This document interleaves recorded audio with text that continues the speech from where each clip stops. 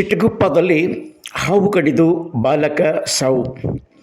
ಹಾವು ಕಡಿದು ಬಾಲಕನೊಬ್ಬ ಮೃತಪಟ್ಟ ಘಟನೆ ಪಟ್ಟಣದ ಕನ್ಬಿವಾಡದಲ್ಲಿ ಬುಧವಾರ ರಾತ್ರಿ 12 ಗಂಟೆ ಸುಮಾರಿಗೆ ಸಂಭವಿಸಿದೆ.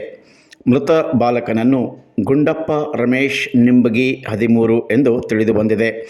ಬುಧವಾರ ರಾತ್ರಿ ಮಲಗಿದ ಸಂದರ್ಭದಲ್ಲಿ ವಾಂತಿಯಾಗಿ ಬಾಯಿಯಲ್ಲಿ ಬುರುಗು ಬಿಟ್ಟದ್ದು ಕಂಡು ಸ್ಥಳೀಯ ಆಸ್ಪತ್ರೆಯಲ್ಲಿ ಚಿಕಿತ್ಸೆಯನ್ನು ಕೊಡಿಸುವುದಕ್ಕಾಗಿ ಕರೆದೊಯ್ಯಲಾಗಿತ್ತು.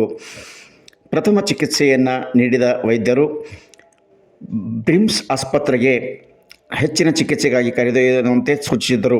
ಅವರ ಸಲಹೆ ಮೇರೆಗೆ ಬೀದರ್ಗೆ ಕರೆದೊಯ್ಯಲಾಗಿತ್ತು. ಆದರೆ 11:45 ಸುಮಾರಿಗೆ ಮೃತಪಟ್ಟಿದ್ದನ್ನು ವೈದ್ಯರು ಖಚಿತಪಡಿಸಿದ್ದಾರೆ ಎಂದು ಮೃತ ಬಾಲಕನ ತಂದೆ ರಮೇಶ್ ನಿಂಬಗಿ ಅವರು ಪೊಲೀಸರಿಗೆ ನೀಡಿರುವ ದೂರಿನಲ್ಲಿ ತಿಳಿಸಿದ್ದಾರೆ.